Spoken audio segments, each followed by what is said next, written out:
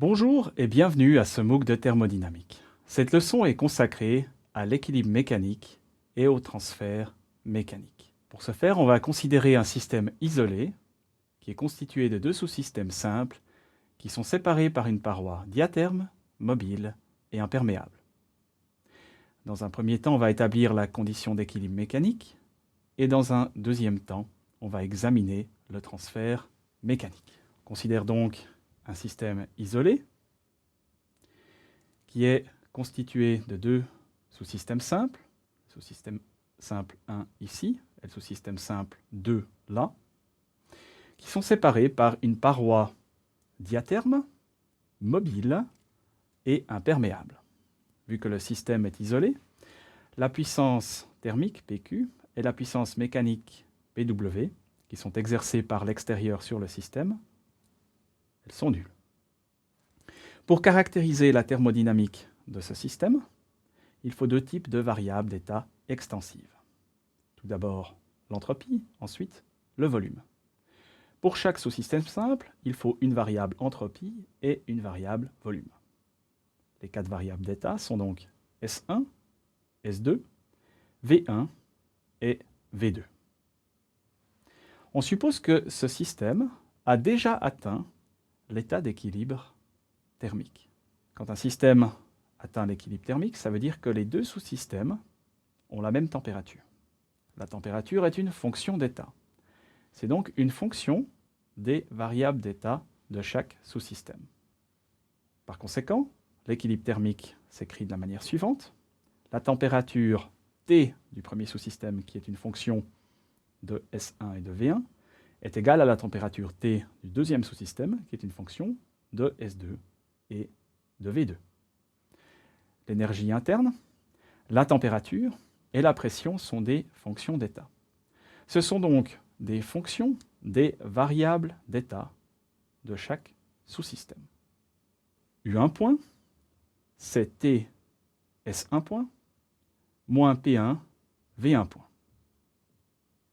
Le premier principe nous affirme que la cause de la variation temporelle de U1, c'est les puissances thermiques et mécaniques qui sont exercées par le deuxième sous-système sur le premier sous-système, à savoir PQ de 1 et PW de 1.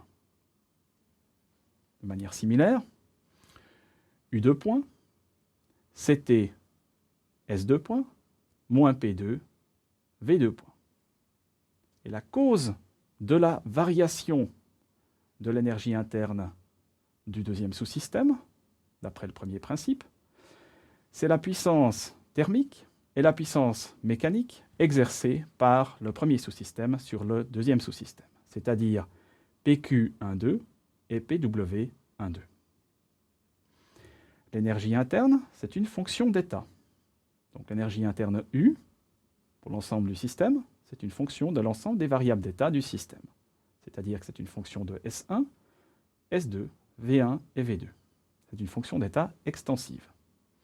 Donc l'énergie interne U du système est la somme de l'énergie interne U1 du sous-système 1 et de l'énergie interne U2 du sous-système 2. On peut maintenant prendre la dérivée temporelle de cette relation. U point, c'est U1 point plus U2 point.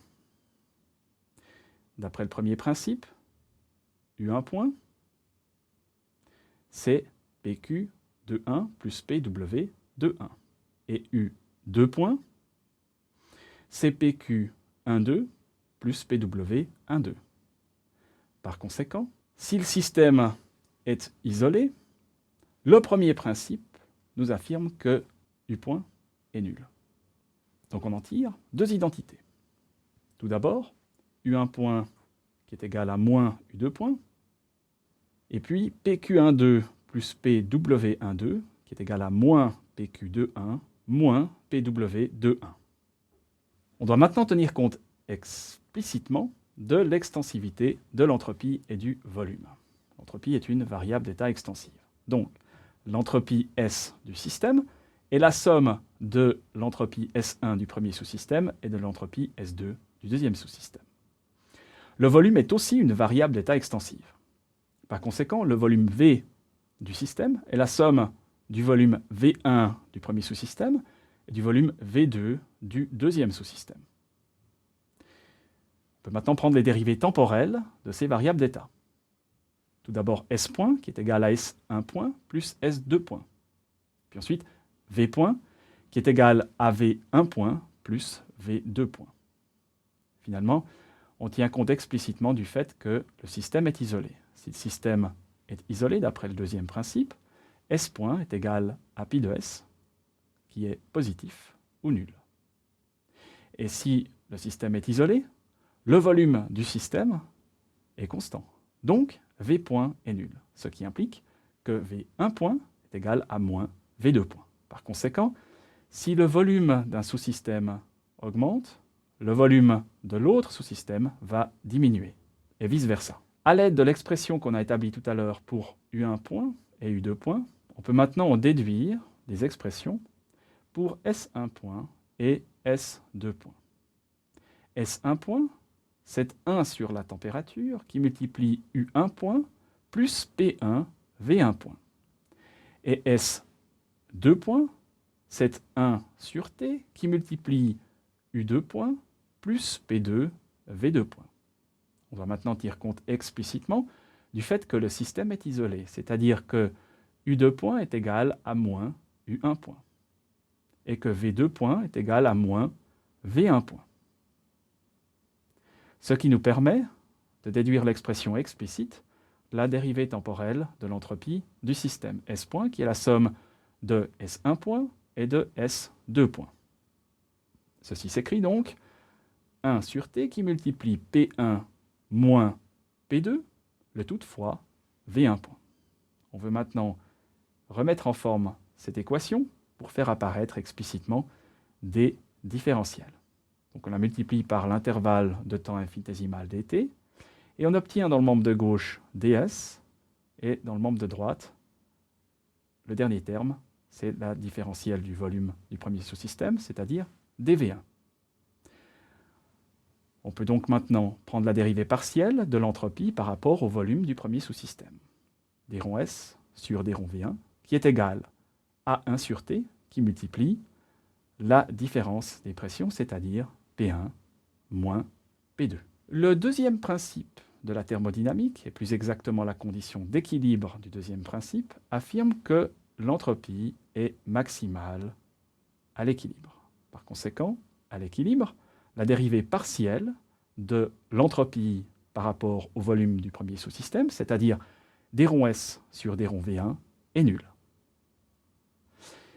Compte tenu de l'expression qui se trouve sur la première ligne, c'est-à-dire d rond S sur d rond V1 égale 1 sur T qui multiplie P1 moins P2,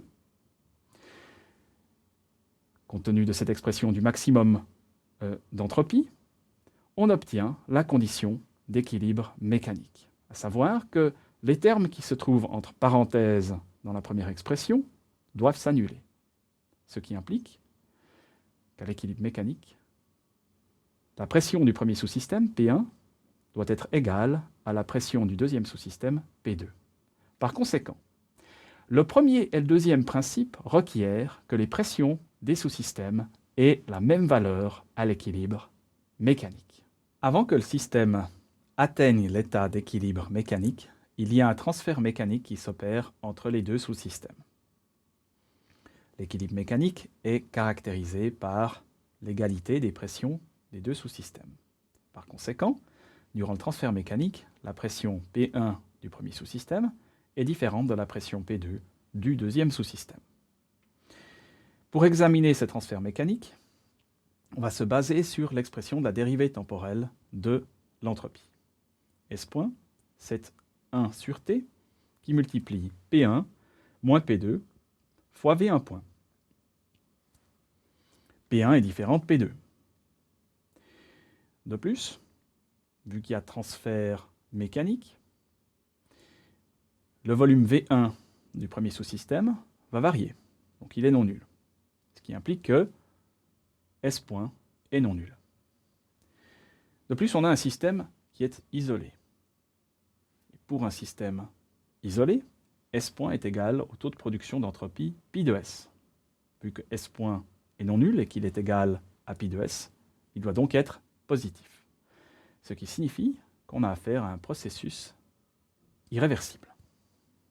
L'expression explicite du taux de production d'entropie est donc la suivante. Pi de S, c'est 1 sur la température qui multiplie P1 moins P2 fois V1 point, et pi de S est positif. Il faut maintenant distinguer deux cas de figure. Dans le premier cas, on considère que la pression P1 du premier sous-système est supérieure à la pression P2 du deuxième sous-système. Ceci implique que la différence des deux termes qui se trouvent ici entre parenthèses est positive. Par conséquent, pour que pi de S soit positif, il faut que V1 point soit lui aussi positif. La puissance mécanique exercée par le premier sous-système sur le deuxième sous-système, PW12, est définie comme moins P1 V2 point. On sait par ailleurs que V2 point est égal à moins V1 point. Donc PW12, c'est P1 V1 point qui est positif. Par conséquent, si la pression P1 du premier sous-système est supérieure à la pression P2 du deuxième sous-système, il y a un travail qui est effectué par le premier sous-système sur le deuxième sous-système. C'est-à-dire que la paroi va se déplacer vers la droite. Deuxième cas de figure, P2 est supérieur à P1. Dans ce cas-là, la différence des deux termes qui apparaissent dans l'expression du taux de production d'entropie est négative. Pour que pi de S soit défini positif, il faut alors que V1 point soit aussi négatif. La puissance mécanique exercée par le sous-système 2 sur le sous-système 1, PW21, est définie comme moins P2, V1 point. Elle est donc positive. Par conséquent, si la pression P2 du sous-système 2 est supérieure à la pression P1 du sous-système 1, le sous-système 2 va effectuer un travail sur le sous-système 1. Ce travail va correspondre à un déplacement de la paroi vers la gauche. Par conséquent, lors d'un transfert mécanique, le travail est effectué par le sous-système dont la pression est la plus élevée, on va le noter P+, sur le sous-système dont la pression est la moins élevée, on va la noter P-. Ce transfert mécanique est un processus irréversible, c'est-à-dire que pi de S est positif. Et ce transfert mécanique va progressivement amener le système vers un état d'équilibre mécanique. Et à l'équilibre mécanique, P1 est égal à P2, c'est-à-dire que le transfert mécanique est nul.